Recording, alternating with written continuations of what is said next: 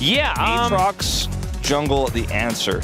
All right, that's what Kanavi's looking at here. It's Zahin before Zahin is going to be picked up. As of course, we did have the conversation yesterday where we did have Aatrox actually picked up. A lot of people were asking why updated Aatrox wasn't the consideration instead.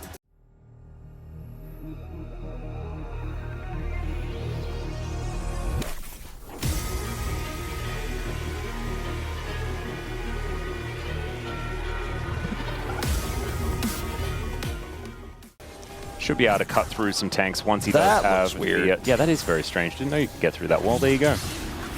Sponge is very low.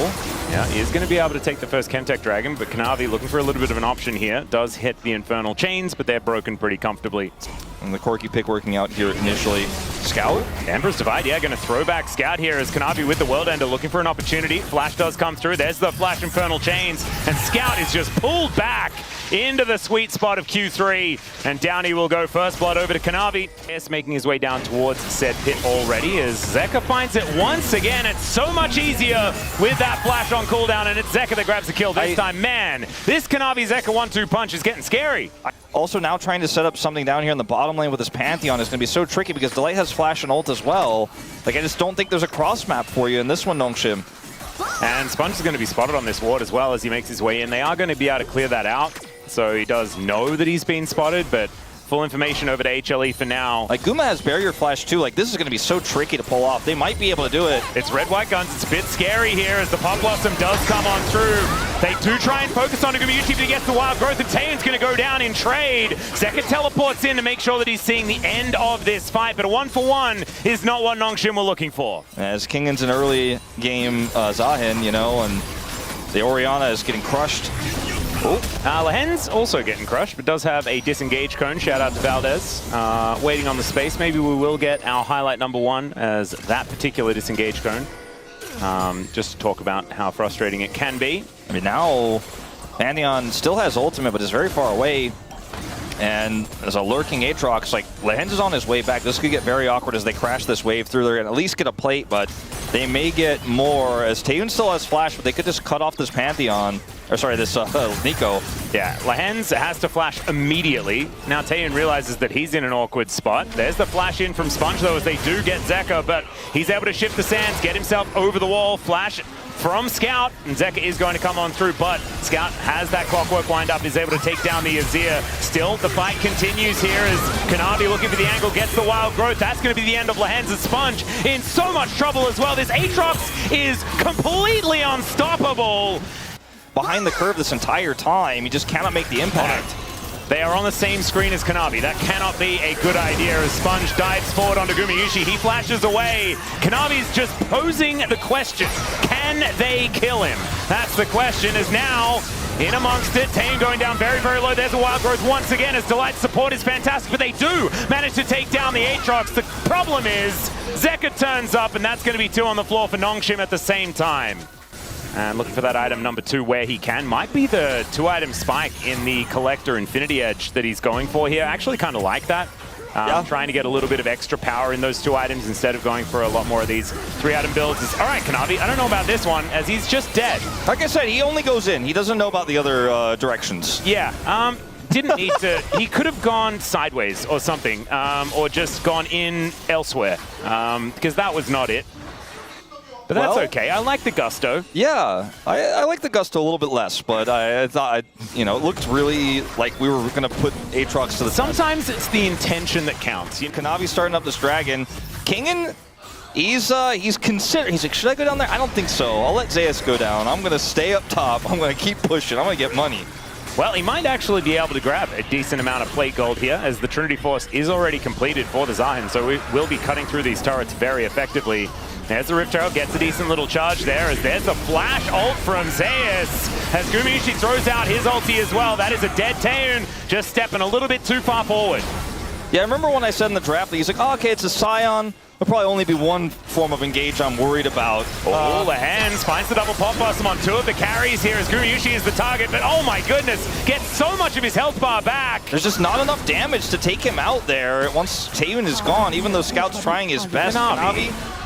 Okay, he's not going to die to the turret this time around. As Zeka now could be in a little bit of trouble here as he does have to shift the sands to make his way out. Delight to slow down Scout with that glitter lance. And HLE TP? will be able to back away. TP from Zeus to the back. Okay. Well, he's just going to walk up and see whether he can park himself underneath this turret to make something happen. Just says, Scout, please leave. And Scout will Because Kingen got the whole turret, so I guess he was like, you know what, there's nothing to defend here. Might as well just go in. He's been reading Kanavi's book on how to play League of Legends. But like, I mentioned in the draft, though, Taeyoon picks the Corki because he's like, okay, there's a Scion, there'll probably be a jungle that engages. I'm a little bit worried about that, as Kingen should be worried. He should, as Kanavi's going to come in, does land the Q onto Taeyoon here, as the rest of Nongshim will show up. Lahan's not going to get pulled back by those Infernal Chains, but slowed down enough to dissuade the engage.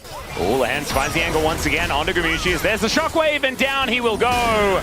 Sponge makes his way in as well. They really threw the kitchen sink at Guma to make sure that he went down, and that is going to be his second death of the game. Kingen is going to get some extra side lane pressure as we're still fighting. Yeah, there's another double knock up here as Kanavi comes forward. He's the real carry this game, and down will go Sponge.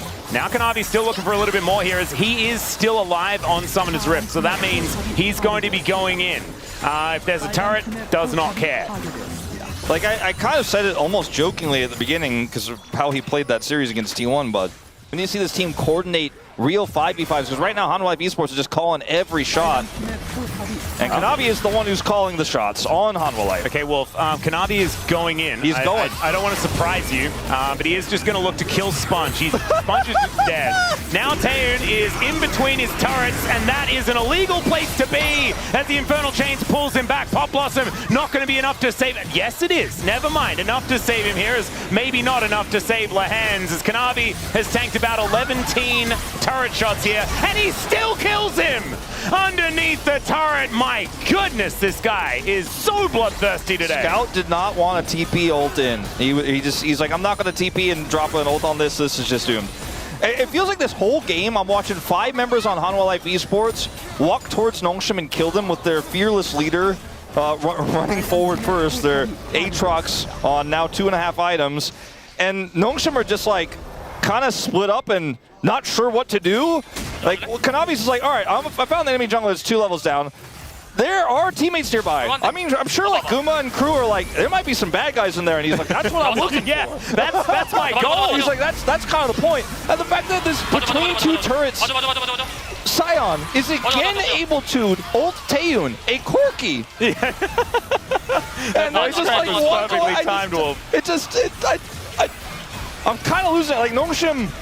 Oh, we gotta play a pro game here. Is Hanwha Life Esports is making this look easy. They get the dragon. Yeah, Nongshim will be able to take their second of the game here as Shockwave still up and available. Let's see whether Kanavi can get in amongst it. Oh my goodness, they're all stacked up.